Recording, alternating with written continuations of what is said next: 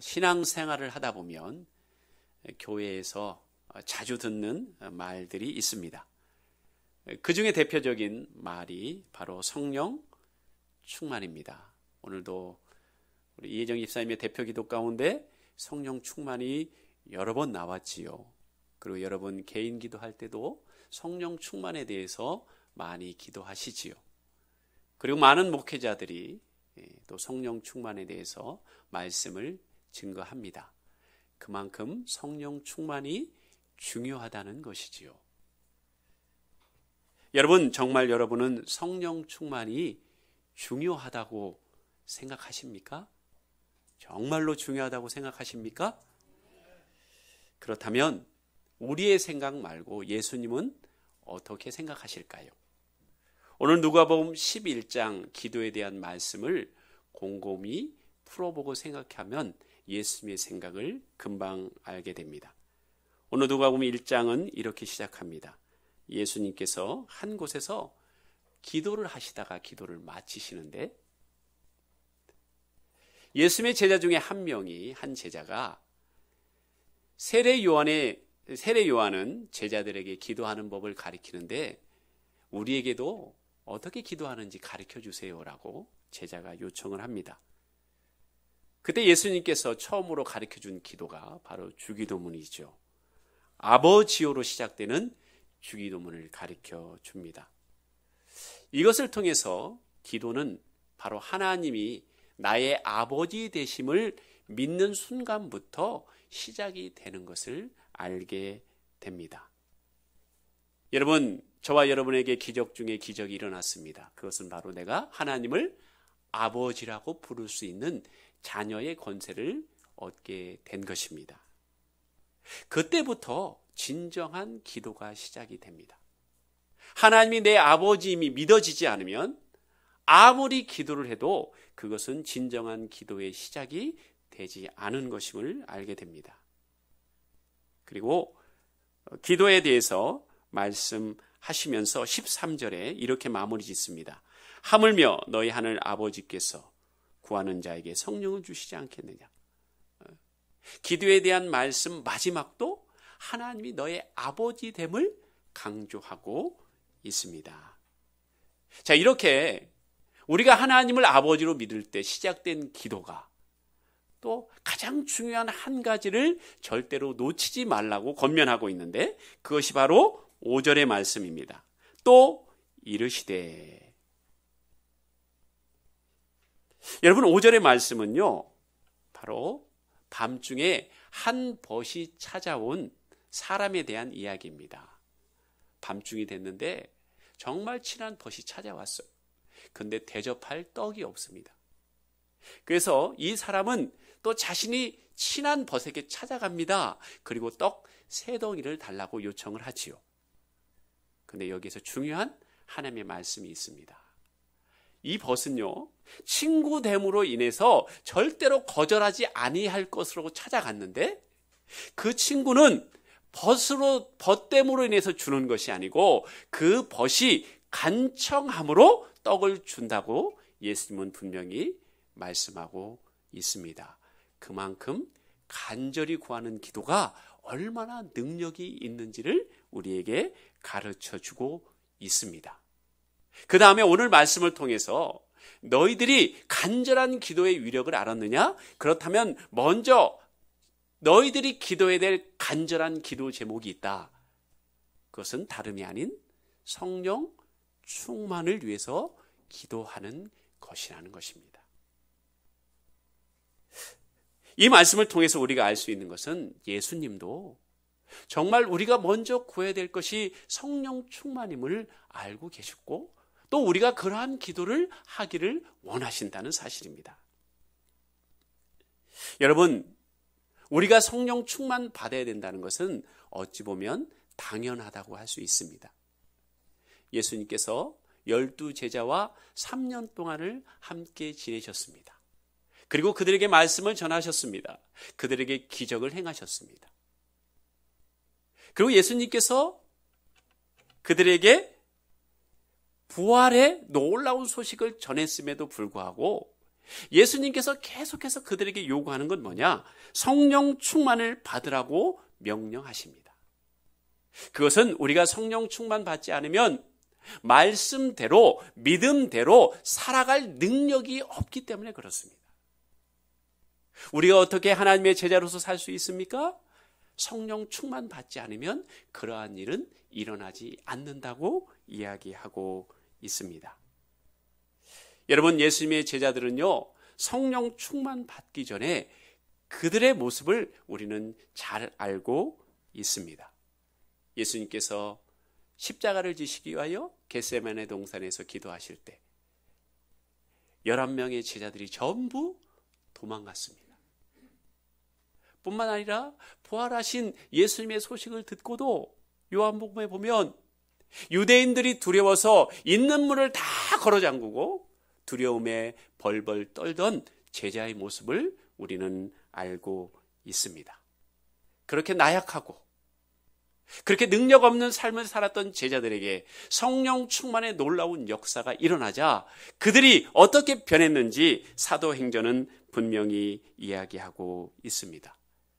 베드로와 요한이 나면서부터 걷지 못하는 사람을 성전 미문에서 만나게 됩니다. 그리고 그들을 고치게 되지요. 그때 대제사장들과 서기관들이 제자들을 시기합니다. 그리고 공회를 소집하고 베드로와 요한에게 다시는 예수 그리스도를 증거하지 말라고 그들을 협박하게 됩니다. 그때 베드로와 요한이 어떻게 반응하신 줄 아십니까?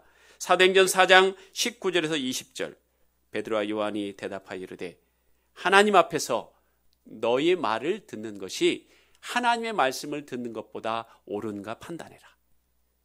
너희들이 아무리 우리를 위협해도 나는 보고 들은 것을 말하지 않을 수 없다고 담대하게 이야기합니다. 베드로와 요한이 180도로 변해버렸습니다. 여러분, 이걸 통해서 우리가 알 수 있는 건 뭐냐? 여러분과 저도 반드시 성령 충만을 받아야 능력 있는 그리스도인으로서 살아갈 수 있다는 것입니다. 그렇다면 성령 충만은 과연 무엇입니까? 여러분은 성령 충만을 무엇이라고 이해하고 계십니까? 성령 충만은요, 성령이 우리 육체의 본성을 이기는 것입니다. 우리 육체는요, 무엇을 생각합니까? 음행, 더러운 것, 원수 맺는 것, 시기와 신경질 내는 것, 당 짓는 것, 술 취함과 방탕함. 내 자아는요, 이런 것들을 따릅니다. 근데 성령 충만은 이러한 죄를 따랐던 내 자아가 사랑과 희락과 화평과 오래 참음과 자비와 양성과 충성과 온유와 절제와 같은 성령님으로 뒤덮이는 것을 의미합니다. 죄에 따랐던 내 자아가 성령의 놀라운 은혜로 뒤덮이는 것, 이것이 바로 성령 충만입니다. 고린도후서 4장 10절 다 같이 읽겠습니다. 시작.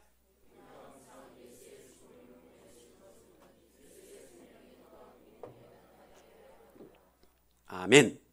자, 예수 그리스도가 십자가에 달려 돌아가실 때 우리의 자아도 죽었습니다. 예수님이 못 박히실 때 우리의 자아도 죽었어요. 육신을 따르던 자아가 죽었습니다. 근데 그 자아가 죽었다는 것이 머리가 아니라 가슴으로 머물기 위해서는 하나님의 영이 우리 가운데 함께할 때 우리가 온전히 확신할 수 있습니다. 여러분, 5월은 가정의 달이고 우리가 맺고 있는 관계에 대해서 이야기하고 있습니다. 여러분, 그 많은 관계 가운데 육의 다스림을 받는 내 자아가 우리의 배우자와 우리의 자녀들을 상대한다면 그것은 나를 상대하는, 내 자아를 상대하는 우리의 배우자와 우리의 자녀들이 얼마나 힘들겠습니까? 우리 안에 있는 죄를 가진 자아를 가지고 우리의 배우자와 우리의 자녀들을 만나기 때문에 우리의 가족들이 힘든 거예요. 그러나 성령의 충만함을 통하여 내 자아가 죽고 내 안에 계신 예수님이 우리의 가족들을 대한다면 우리의 가족들이 얼마나 행복한 삶을 살겠습니까? 여러분, 우리는 지난 시간 말씀을 통하여 우리가 진정으로 싸워야 될 주된 적이 누구인지를 배웠습니다. 여러분, 우리가 싸워야 될 사람은 누구입니까? 지난 한 주간 동안 누구와 싸우셨습니까? 우리가 싸워야 될 대상은 우리의 배우자도 아니고 우리의 회사 동료도 아니고 우리의 교우도 아니고 바로 마귀임을 배웠습니다. 에베소 6장 11절에서 12절, 마귀의 관계를 능히 대적하기 위하여 하나님의 전신갑주를 입으라. 우리의 씨름은 혈과 육을 상대하는 것이 아니요 통치자들과 권세들과 이 어둠의 세상 주관자들과 하늘에 있는 악의 영들을 상대함이라. 여러분, 성령 충만하지 않으면 내가 싸워야 될 주된 적이 누구인지를 항상 까먹습니다. 마귀가 아니고 사람이라고 그렇게 생각하면요, 우리는 항상 넘어지게 돼 있습니다. 내가 사람과 싸웠는데 넘어지지 않는 사람은 이 세상에 아무도 없습니다. 마귀의 관계에 빠지게 되면요, 우리는 근본이 흔들린다고 말씀드렸지요. 하나님이 정말 살아계신가? 내가 정말 구원받은 사람이 맞는가? 나 같은 것을 하나님이 사랑하실까? 우리 같은 가정이, 나 같은 가정이 회복될 수 있을까? 여러분, 사람과 싸우다 보면요, 이 생각이 우리 마음을 사로잡습니다. 이게 바로 마귀의 관계에 빠지는 거예요. 여러분, 보이지 않는 마귀와 싸워서 이길 수 있는 방법은 오직 한 가지밖에 없습니다. 그게 무엇입니까? 하나님의 전신갑주를 입는 거예요. 여러분, 하나님의 전신갑주가 뭡니까? 바로 예수 그리스도시죠. 예수 그리스도를 덧입는 게 뭡니까? 바로 예수 그리스도의 영, 하나님의 영, 성령의 충만함을 받는 거예요. 여러분, 그렇지 않으면 우리가 매일매일 싸우는 영적 전쟁에서 승리할 수가 없습니다. 그렇다면 어떻게 우리가 성령의 충만함을 받을 수 있겠습니까? 그것은 바로 성령 충만을 위하여 간절히 기도해야 합니다. 자, 9절부터 10절을 다 같이 읽겠습니다. 시작.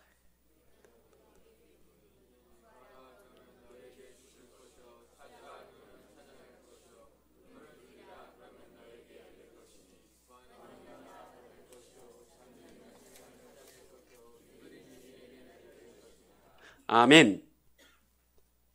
성령 충만 받기 위한 첫 번째 조건이 뭐라고요? 간절히 기도하는 것입니다. 여러분, 우리가 하나님의 자님을 나타내는 중요한 표지가 뭡니까? 기도예요. 하나님의 자녀는 기도하지만 세상 사람은 기도하지 않습니다. 근데 우리가 하는 기도가요, 다 기도가 아니에요. 간절함이 없는 기도는요, 그냥 독백이고 허공을 치는 나의 고백이에요. 오늘 구하라, 찾으라, 두드리라 말씀하고 있습니다. 우리는 이 세 단어에 주목해야 됩니다.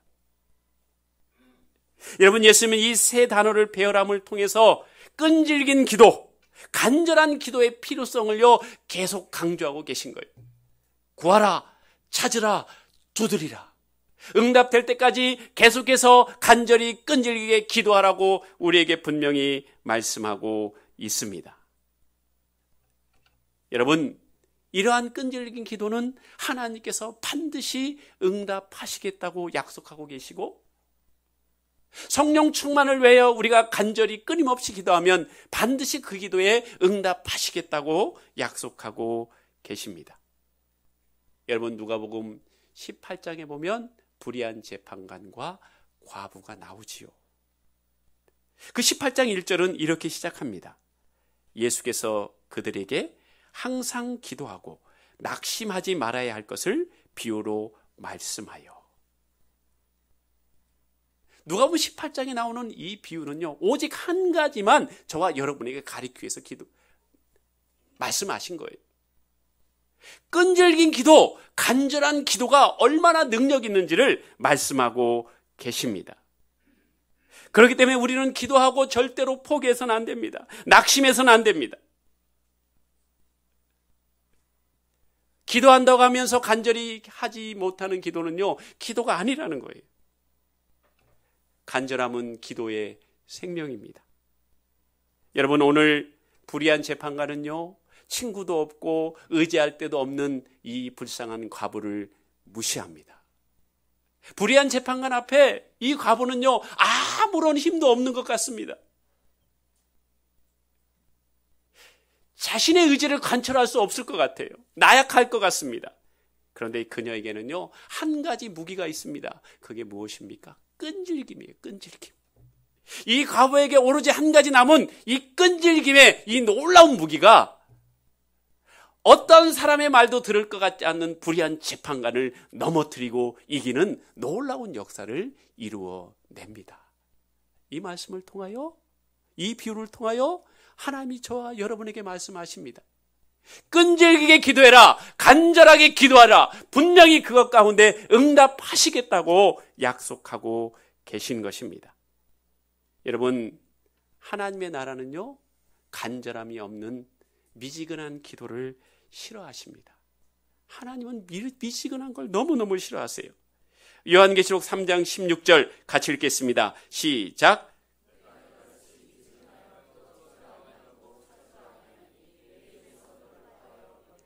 아멘.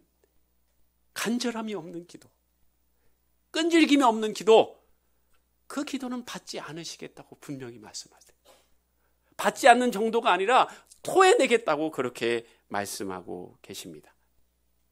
그러면서 불의한 재판관과 과부의 비유를 8절과 같이 마무리하십니다.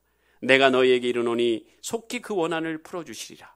그러나 인자가 올 때에 이 세상에서 믿음을 보겠느냐? 여러분, 모든 것이 풍성한 이 현대 가운데 가장 부족한 게 뭐예요? 평강이지요. 또 기도에 관해서 부족한 게 뭡니까? 간절한 기도가 없다는 거예요. 모든 것이 풍요로운데 하나님에 대한 간절한 기도가 부족하다는 겁니다. 그래서 성령 충만도 받지 못하고 능력 있는 삶도 살지 못하고 있다고 그렇게 이야기하고 계신 것입니다. 여러분, 정말 간절히 성령 충만을 원하십니까? 정말 간절하게 성령 충만을 위해서 기도하고 계십니까? 여러분, 간절히 기도한다는 게 뭡니까? 하나님, 이것이 없으면 저는 소망이 없습니다. 이것이 없다면 차라리 죽는 게 낫습니다. 이것이 없다면 나는 소망이 없습니다. 이게 간절한 거잖아요. 어떤 사람이 암 선고를 받는다면, 수술할 수 없는 암 선고를 받는다면 온통 그 사람의 머릿속에는요, 하나님께 기도할 것입니다. 암을 치유해달라고. 일어나면서부터 잘 때까지 그의 머릿속에는요, 계속해서 암을 치유해달라고 기도할 것입니다. 이것이 바로 간절히 기도하는 것입니다. 이것이 아니면 안 됩니다. 관계가 이렇게 꼬여 있어서는 안 됩니다. 관계를 회복하고 모든 걸 돌파하기 위해서 하나님 성령 충만 받아야 되겠습니다. 꼭 받아야 되겠습니다. 죽어도 받아야 되겠습니다. 이게 바로 간절함이죠. 성령 충만을 위하여 또 한 가지의 조건이 있습니다. 그것은 완전한 순종입니다. 하나님께서요, 자신에게 완전한 순종을 결단하는 사람들에게 성령 충만을 허락하십니다. 사도행전 5장 32절, 우리는 이 일의 증인이요 하나님이 자기에게 순종하는 사람들에게 주신 성령도 그러하니라. 제자들이 하는 일도 예수 그리스도를 증언하지만 성령 받은 사람도 예수 그리스도를 증언하는데 어떤 사람에게 성령 충만을 주느냐? 순종하는 사람들에게 준다고 분명히 말씀하고 있습니다. 그렇기 때문에요, 성령 충만을 받는 게 힘든 게 아니라 내가 성령 충만 받으면 순종하겠다는 결단이 더 힘든 거예요.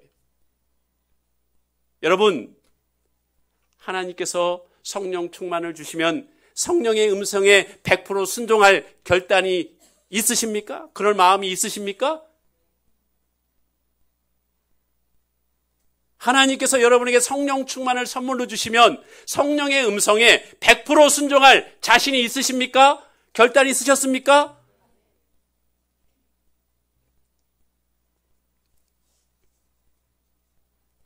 바로 성령 충만의 놀라운 역사는 여기서부터 시작이 되는 거예요. 근데 많은 사람들이 그걸 자신 있게 얘기하지 못합니다. 왜 그런 줄 아십니까? 혹시 내가 정말 아끼는 것을 하나님이 포기하라고 할까 봐. 내가 피땀 흘려 모은 재산을 혹시 내놓으라면 어떡해요? 내가 아끼는 것을 바치라고 그러면 어떡해요? 내가 도저히 용서하지 못하는 사람을 용서하라고 그러면 어떡해요? 이런 것들이 무서운 거예요. 하지만 이런 걱정은 정말 어리석은 것입니다. 내가 가지고 있는 두려움과 걱정은요, 우리가 하나님을 어떻게 생각하는지를 나타내는 거예요. 성령 충만을 허락하시면 그 성령의 음성에 100% 순종하겠습니까? 라고 했을 때 내가 선뜻 대답하지 못하는 것은 내가 하나님을 어떤 존재로 인식하고 있는지가 명확하게 나오는 거예요. 여러분, 하나님을 신뢰하십니까? 내가 하나님을 신뢰하지 못하면요, 아멘이라고 대답할 수 없는 거예요. 오늘 11절에서 13절, 너희 중에 아버지 된 자로서 누가 아들이 생선을 달라 하는데 생선 대신에 뱀을 주며. 여러분, 아들이 생선을 달라 하는데 뱀을 줄 사람 있습니까? 없지요. 자녀가 알을 달라고 그러는데 전갈을 주는 사람 있습니까? 없지요. 자녀를 키우는 저와 여러분이 악합니까? 선합니까? 아직도 선하다고 착각하십니까? 우리는 악해요. 우리의 죄와 이기심과 악함 때문에 우리 자녀들이 힘들 때가 많이 있잖아요. 너희가 악할지라도 좋은 것을 자식에게 줄 줄 알거든. 하물며 너희 하늘 아버지께서 구하는 자에게 성령을 주시지 않겠느냐?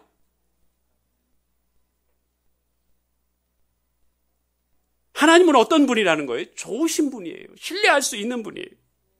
그렇기 때문에 아브라함이요, 이삭을 하나님께 번제물로 바칠 수 있었다는 거예요. 그게 무슨 말입니까?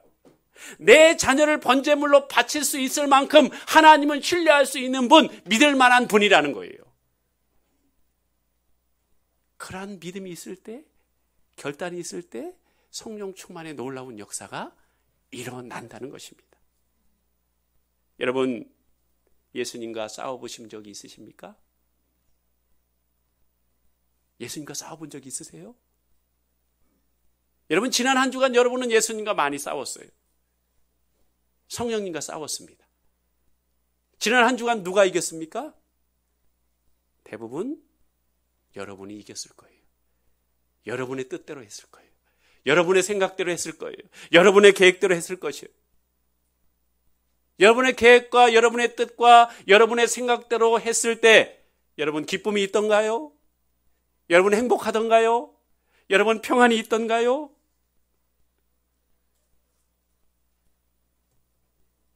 성령님은 우리에게 진정한 행복과 평안을 주길 원하십니다. 그러기 위해서는 우리가 성령 충만함을 받아야 합니다. 마귀의 관계를 이기기 위하여 성령 충만 받아야 합니다. 우리 앞에 우리를 방해하고 있는 이 방해물들을 제거하기 위해서 우리가 성령 충만 받아야 됩니다. 여러분, 성령은요, 헬라어로 듀나미스예요. 이 듀나미스에서 다이너마이트가 나왔어요. 여러분, 다이너마이트의 기능이 뭡니까? 앞을 가로막고 있는 장애물들을 폭발해서 없애버리는 거예요. 성령의 역할이 뭐예요?